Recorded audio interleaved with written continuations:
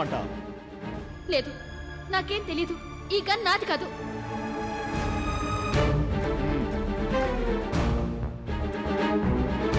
ఎవరో కానీ కరెక్ట్ అయిన ఇన్ఫర్మేషన్ ఇచ్చారు.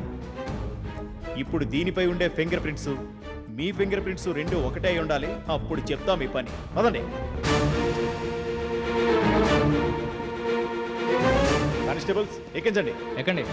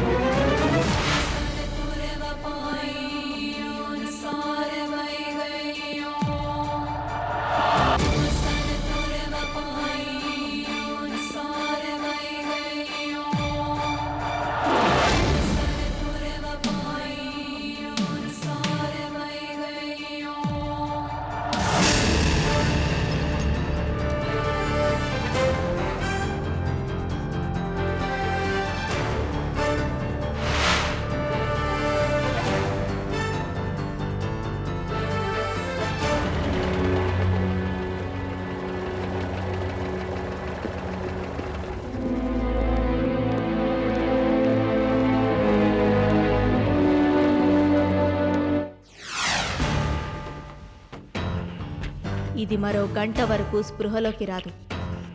ఈలోపు నువ్వు దీన్ని మన స్థావరానికి తీసుకువెళ్ళు. అలాగే. జగన్,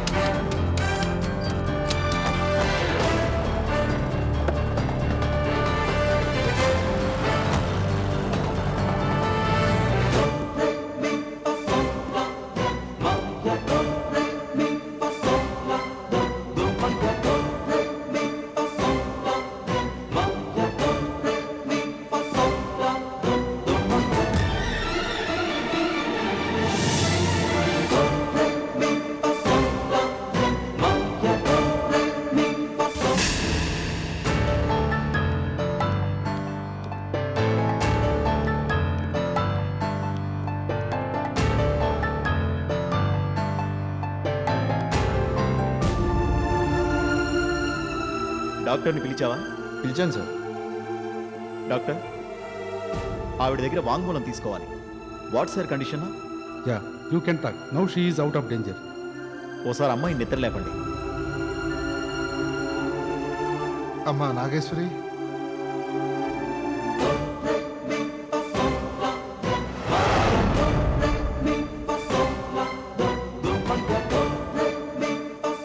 ఇన్స్పెక్టర్ గారు నీతో మాట్లాడాలంటున్నారమ్మా.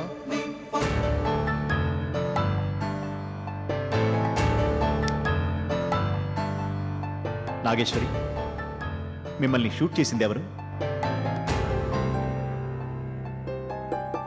మీరేం భయపడకండి, నిజం చెప్పండి.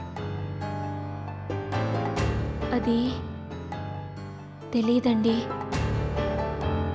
మీరు అబద్ధం చెప్పి ప్రయోజనం లేదు. ఎందుకంటే మీ మదర్ దేవకి మిమ్మల్ని హత్య చేయడానికి ప్రయత్నించారనడానికి మా దగ్గర అన్ని బలమైన సాక్ష్యాధారాలు ఉన్నాయి. మీకు మీరుగా మాకు నిజం చెప్తే మంచిది. లేకపోతే మా పద్ధతిలో మీ అమ్మగారి చేత నిజం చెప్పించాల్సి వస్తుంది. వద్దు ఇన్స్పెక్టర్, మా అమ్మని ఏం చేయకండి. నేను నిజం చెప్పేస్తాను. గుడ్, చెప్పండి. మా అమ్మే నన్ను షూట్ చేసింది. ఎందుకు షూట్ చేసిందో తెలుసా మీకు? తెలీదు, కానీ మా అమ్మ నన్ను చంపాలని మాత్రం షూట్ చేయలేదు. ఏదో ఆవేశంలో అలా చేసింది. మా అమ్మ చాలా మంచిది. ప్లీజ్ మా అమ్మనేం చేయకండి. మీ అమ్మ మంచిదని మీరంటున్నారు, కానీ మీ అమ్మ చేసిన పని చూస్తే ప్రపంచంలో ఎవ్వరూ మీ అమ్మని మంచిది అనరు, కసాయిదంటారు. Anyway, thanks for your kind cooperation. Case హియరింగ్కి వచ్చినప్పుడు మీరు కోర్టుకు రావాల్సి ఉంటుంది. మేము వస్తాం. ఇన్స్పెక్టర్, మా అమ్మ.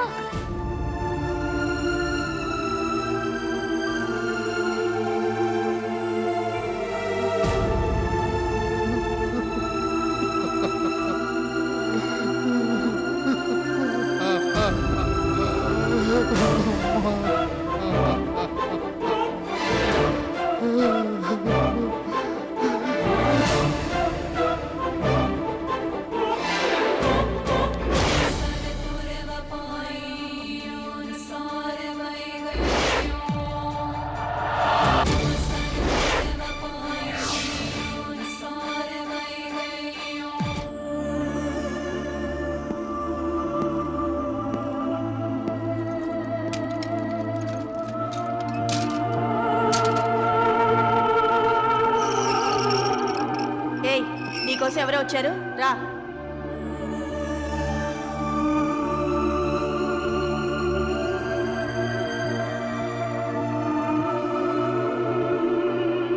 వెళ్ళు.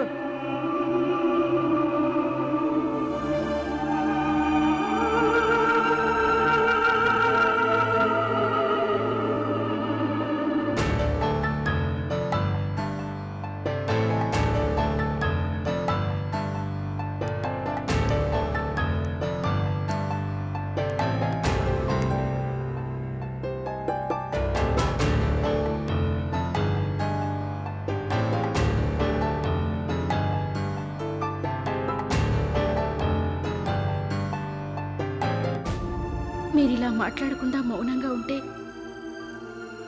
నాకు చాలా బాధగా ఉంది. దయచేసి మాట్లాడండి. అంతా చేసి ఏమీ తెలియని అమాయకురాల్లా ఎంత ఇదిగా యాక్ట్ చేస్తున్నావు. చంపేస్తాను నేను. నిజంగా నేనేమీ చేయలేదు, నాకేమీ తెలియదు. నన్ను నమ్మండి. నోరు ముయ్యవే అప్రాచురాలా. సవతి తల్లివని నిరూపించుకున్నావు కదే. చెప్పవే, ఎందుకు నాగేశ్వరిని చంపాలనుకుంటున్నావు? మీకు చేతులెత్తి మొక్కుతాను, నన్ను మాటలతో హింసించకండి. నిన్ను మాటలతో హింసించడం కాదే, నర్రికి పోగులు పెట్టాలి. చెప్పు, ఎందుకు నాగేశ్వరిని షూట్ చేశావు? ఇది నువ్వే చేసావా, లేకపోతే నీతో పాటు ఇంకెవరైనా కుమ్మక్కే చేశారా? నా మాటలు మీరు నమ్మనప్పుడు నేనేం చెప్పి ఏం ప్రయోజనం అండి? అంతా నా తలరాత, నా టైం బాగోలేదు అంతే. ఇంకా బుకాయించాలని చూస్తావే? అసలు నేను ఇక్కడికిక్కడ ముక్కలు ముక్కలుగా నరికినా పాపం లేదే. పోలీసులు చెప్పిన దాన్ని ఎవరో పోలీసులకు చెప్పింది నమ్ముతున్నారే కానీ నేను చెప్పే మాటలు నమ్మరా మీరు? ఎవరో చెప్పిన మాటలు కాదే, హాస్పిటల్లో నాగేశ్వరే స్వయంగా నా ముందు పోలీసులకు వాంగ్మూలం ఇచ్చింది.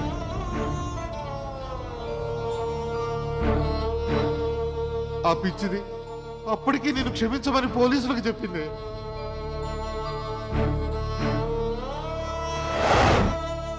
నిన్నెంతగా ఆరాధించానే. కన్న తల్లి లేని నా బిడ్డని నువ్వు కన్న తల్లిలా చూసుకుంటావని మురిసిపోయానే. కానీ నీలో ఇంత కసాయితనం ఉందని అనుకోలేదు. ఒకవేళ నిన్ను చట్టం క్షమించి వదిలేసిన నేను మాత్రం నిన్ను క్షమించను. నువ్వు చచ్చేంత వరకు నిద్రపోను. నిన్ను ఉరికమ్మ ఎక్కించే తీరుతాను.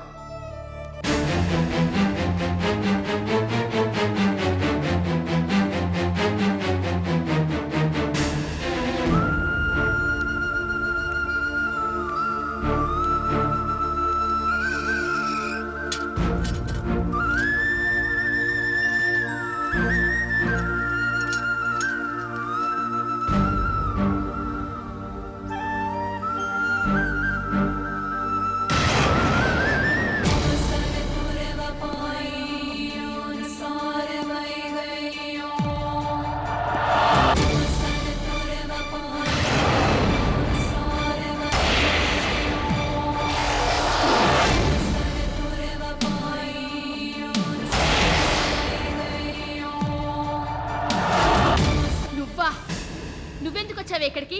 చంపేస్తాను. గోలా? ఏయ్, ఏంటే పిచ్చెక్కిందా? మామూలుగా కోర్టు శిక్ష విధించాక పిచ్చెక్కుతుంది, కానీ నువ్వు రిమాండ్లోకి వచ్చి గంట కూడా కాలేదు, అప్పుడే నీకు పిచ్చెక్కినట్టుంది.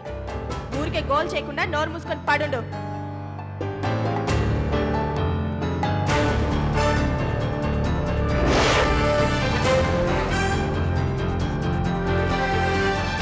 మర్యాదగా నేను చెప్పినట్టు విను. నిన్ను ఈ ప్రాబ్లంలోంచి బయటపడేస్తాను. వినకపోతే ఏం చేస్తావే? నేనేం చేయగలననేది నీకింకా అర్థం కాలేదా? నువ్వు బెదిరిస్తే బెదిరిపోవడానికి నేను ఆషామాషి మనిషిని కాను. నేనసలు మనిషినే కాదు, ఆ విషయం గుర్తుపెట్టుకో. ఇప్పుడు నేనేం చేయాలి? ఇక నుంచి నాగేశ్వరి గురించి మర్చిపో.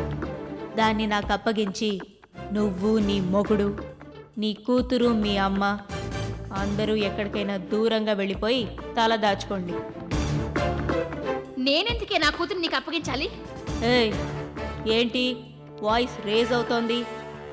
సౌండ్ కట్ అయిపోద్ది, కాస్త తగ్గు. బుద్ధిగా నేను చెప్పినట్టు వింటే నువ్వు, నీ కుటుంబం ప్రాణాలతో ఉంటారు. నాగేశ్వరి చేత విగ్రహం బయటికి తీయించి గొప్పదానివైపోవాలనే వెధవైడియాలు వెయ్యకుండా ప్రాణాలు దక్కించుకో. నువ్వెంత బెదిరించినా నేను భయపడనే. చూస్తా నీ అంతు. ఆహా,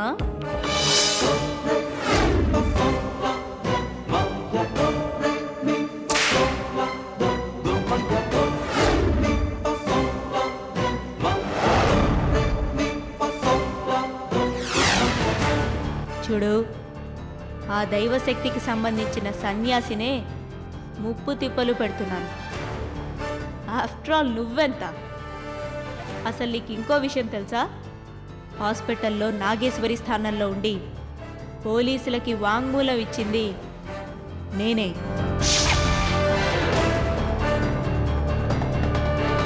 నీ మీద మర్డర్ అటెంప్ట్ కేసు పెట్టినందుకే ఇంతలా ఫీల్ అయిపోతున్నావు. చివరికి నిన్ను కట్టుకున్న మొగుడు కూడా నువ్వు చచ్చేంత వరకు నిద్రపోనని శపథం చేసి మరీ వెళ్ళాడు. నువ్వు చిన్నప్పటి నుంచి నాగేశ్వరికి ఆహారంలో విషం ఇచ్చి పెంచావని చెబితే నిన్ను వాడు అప్పటికప్పుడే చంపేడు.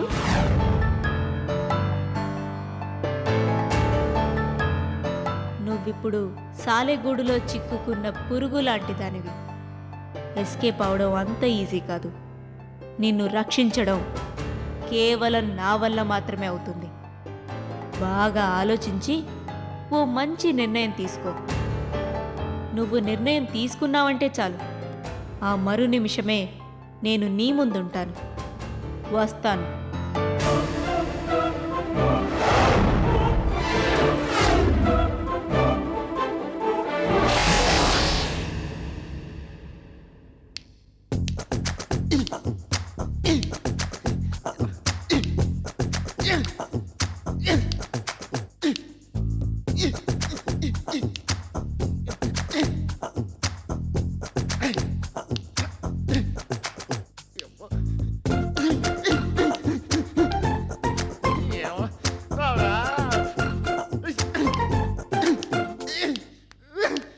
ఏ విశ్వం, నీకేమైనా పిచ్చెక్కిందా ఏంటి? ఈ కుర్చీని చూసి చిటికలు వేస్తున్నావు? అంతే మరి. మీరు చేస్తే ఏమో అది సీరియస్, మేం చేస్తే కామెడీ. అసలు ఏంటి నీ ప్రాబ్లం? ప్రాబ్లం కాదు, ప్రయోగం. ఆ ఈశ్వరి చిటికే వేస్తే డోర్స్ ఓపెన్ అవుతున్నాయి, చేతిలో కూలింగ్ గ్లాసెస్ ప్రత్యక్షం అవుతున్నాయి, కుర్చీలో ఆటోమేటిక్ గా గిల్లున కదులుతున్నాయి. నేను గంట నుంచి ఈ కుర్చీని కదిలించడానికి చిటికెలు వేస్తూనే ఉన్నాను, ఒక్క ఇంచు కూడా కదలడం లేదు. వైదేహి వైదేహి, నాకు పెద్ద పెద్ద మాయలు ఏం నేర్పొద్దులే గాని ఇదిగో ఇలా కుర్చీలు కదలడం లాంటివి చిన్న చిన్నవి నేర్పించు చాలు. మాంత్రికం అంటే తమాషా అనుకుంటున్నావా? అయ్యో, నేను మాంత్రిక నేర్పమంటుంది నీలా సీరియస్ పనులు చేయడానికి కాదు. ఇదిగో ఈ సింగిల్ హ్యాండ్తో చాలా కష్టంగా ఉంది. కనీసం అగ్గిపెట్టెతో సిగరెట్ వెలిగించుకోవడం కూడా కష్టంగా ఉంది. నువ్వు గనక మంత్రోపదేశం చేశావనుకో, ఇలా చిట్కే వేసి అలా వెలిగించేస్తా. చూడు విశ్వం, ఈశ్వరి సామాన్యురాలు కాదు, అత్యంత శక్తివంతమైంది. అది మాయలు మంత్రాలు చేస్తోందని నువ్వు ట్రై చేస్తే పులిని చూసి నక్క వాత పెట్టుకున్నట్టుగా అవుతుంది. అయినా శారీరక లోపం ఉన్నవాళ్ళు మాంత్రికం నేర్చుకోవడానికి అనర్హులు. నీ వల్లేగా నాకు ఈ చెయ్యి పోయింది. వైదేహి, నువ్వు మాంత్రికంతో ఏదేదో చేస్తుంటావు కదా, మళ్ళీ నాకు ఒరిజినల్ చెయ్యి పుట్టుకొచ్చేలా చేయవా? చేస్తాను, థ్యాంక్ యూ వైదేహి. కానీ చెయ్యి మాత్రమే ఒరిజినల్గా ఉంటుంది, బాడీ డమ్మీ అయిపోతుంది. ఓకేనా? అమ్మో వద్దులే. అవును, నాగేశ్వరి స్పృహలోకి వచ్చిందా లేదా? ఇంకా రాలేదు. అదో గంటలో స్పృహలోకి వస్తుందని ఈశ్వరి చెప్పింది, కానీ అదేమో అలాగే కోమాలో ఉన్నట్టుంది. మరి బుల్లెట్ గాయం అంటే ఆ మాత్రం ఎఫెక్ట్ ఉండదా? ఇంతకీ ఈశ్వరి ఇక్కడికి ఎప్పుడు వస్తానని చెప్పింది? ఏమో నాకేం చెప్పలేదు. అది ఎప్పుడు ఏం చేస్తుందో ఎక్కడికి వెళ్తుందో ఏమీ అర్థం కాదు.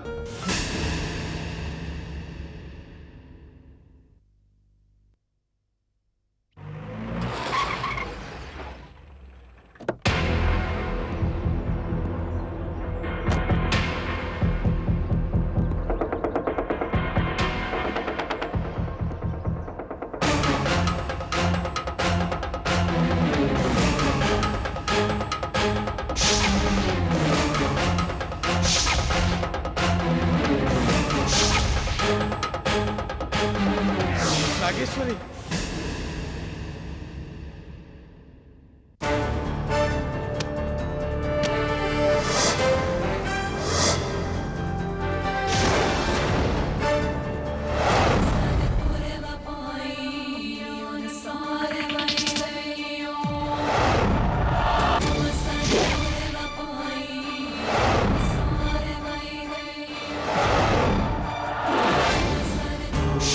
అది నా రూపం చూసి నాగేశ్వరి అనుకున్నావు కదూ? రూపం మాత్రమే నాగేశ్వరిది, కానీ బుద్ధి దుష్ట శక్తిది.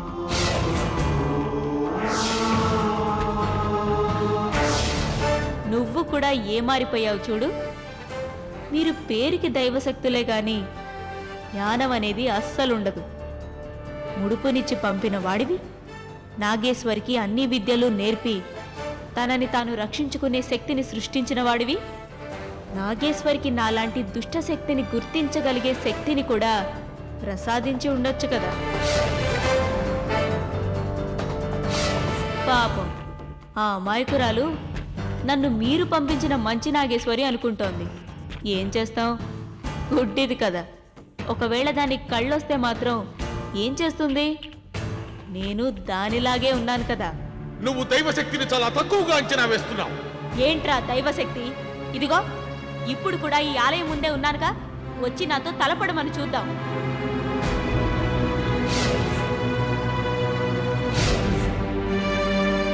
నీకు ఆల్రెడీ వైదేహి చేత ఇక్కడి నుంచి అందరూ ఖాళీ చేసి అడవికి వెళ్ళిపోవాలని వార్నింగ్ ఇప్పించాను. అయినా మీరు ఇక్కడే ఉన్నారు. ఇప్పటికే 5 రోజులైంది, ఇంకా 5 రోజులుంది. అంతవరకు వెయిట్ చేస్తాను. ఈ రోజు నుంచి 5వ రోజుకు కూడా మీరు ఇక్కడే ఉన్నారంటే నాగేశ్వరి ఈ ఊరు నదిలోంచి విగ్రహం బయటికి తీయడం కాదు, మీరే నదిలోంచి నాగేశ్వరి శవాన్ని బయటికి తీయవలసి వస్తుంది. జాగ్రత్త. నన్ను ఇక్కడే చంపేయాలన్నంత ఆవేశం వస్తుంది కదూ. మీరు నన్ను ఏమీ చేయలేరు. మీ ప్రాణాలు నా చేతిలో ఉన్నాయి, నాగేశ్వరి రూపంలో.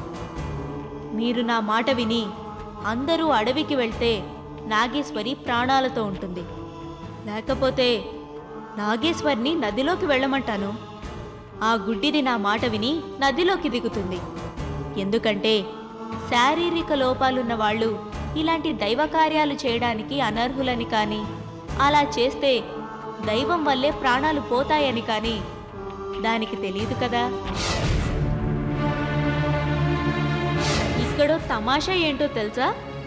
నాగేశ్వరి నదిలోకి దిగితే ప్రాణాలు తీసేది మీ దైవమే.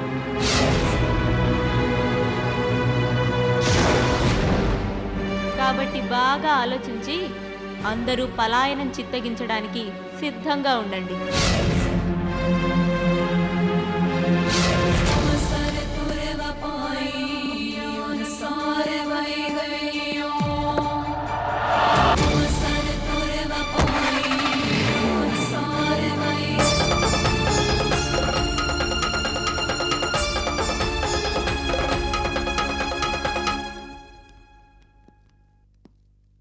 డాక్టర్ మా అమ్మాయికి ఏం ప్రాబ్లం లేదుగా? No problem, she is all right. Discharge చేసి తీసుకెళ్ళొచ్చు. Thank you sir.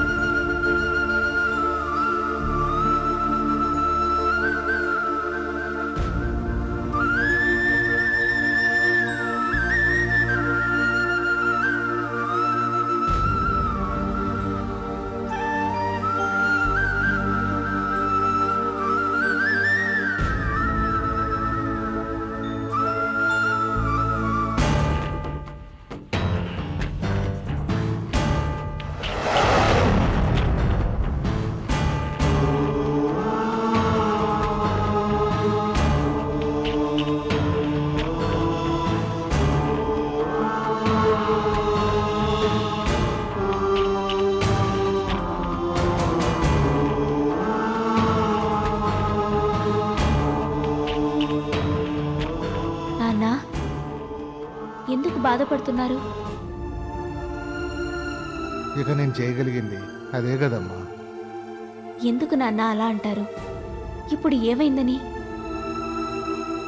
ఇంత ఘోరం జరిగా కూడా ఏమీ జరగనట్టు ఎలా ఉండగలుగుతున్నావమ్మా? అసలు ఇలాంటి దురదృష్టకరమైన సంఘటన జరగడానికి కారణం నేను. నన్ను క్షమించమ్మా. మీరేం తప్పు చేశారు నాన్న? అంతా విధిరాత. కాదమ్మా, నేను చేసిన తప్పే అంతా. నీ చిన్నతనంలో మీ అమ్మ చనిపోతే నీకు తల్లి లేకుండా పోతుందనే బాధతో నేను దాన్ని రెండో పెళ్లి చేసుకున్నాను. కానీ ఆ అపరాచురాలు దాని సవతి తల్లి బుద్ధి చూపించింది. ఆ రోజు గనక దాన్ని నేను పెళ్లి చేసుకోకుండా ఉండి కష్టమో నష్టమో దేన్నైనా భరించి నేనే నిన్ను పెంచి పెద్ద చేసి ఉంటే ఈరోజు నీకు ఈ దుస్థితి కలిగేది కాదు. అమ్మనలా అనకండి నాన్న. అంతా ఆ దేవుడు చేసిన తప్పు. అవునమ్మా, ఇక నుంచి నేను దేవుడు అనేవాడినే నమ్మను. అసలు దేవుడు అనేవాడు ఉంటే మనకి ఇన్ని సమస్యలు వచ్చేవా? అసలు ఎంత బాధ ఉండేదా? మైత్రి ఆరోగ్యం కోసం ప్రతి చెట్టు పుట్ట అన్ని గుళ్ళు తిరిగామే. మరి ఆ దేవుడు ఏం చేశాడు? మైత్రి ఆరోగ్యం బాగు చేయకపోగా నిన్ను ఆసుపత్రి పాలు చేశాడు.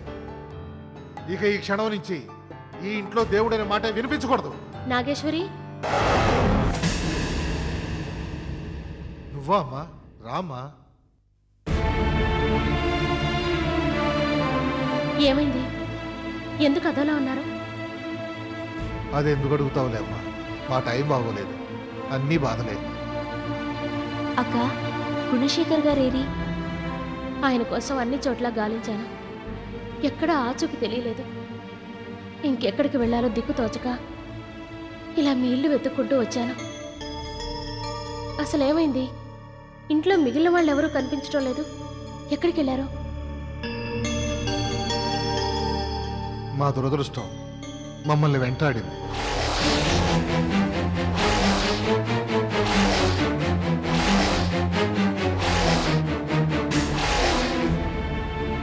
ఇప్పుడు మైత్రి ఏ హాస్పిటల్లో ఉందో చెప్పండి, నేను వెళ్ళి చూసి వస్తాను. ఎలాగో నేను హాస్పిటల్కి వెళ్ళాలి. నువ్వు వెళ్ళి స్నానం చేసి భోంచేయమ్మా, ఇద్దరం వెళ్ళొద్దాం. వెళ్ళక్క, వెళ్ళి స్నానం చేసిరా.